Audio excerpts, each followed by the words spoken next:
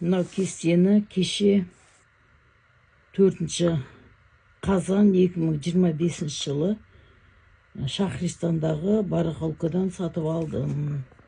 Қолдан тоқылған айқас кесте.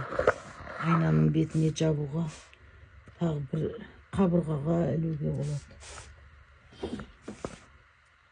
Сонымен бірге мынандай үлкен каламбур кесені де сатып алдым.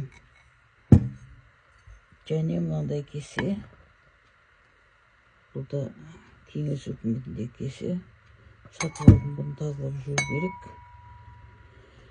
Бұлардың барлығын сол өзімнің музейіме жинап жатырмын. Кезінде апам, атам, анам, әкем қолданған заттар деп жинақтап жатырмын коллекционер ретінде.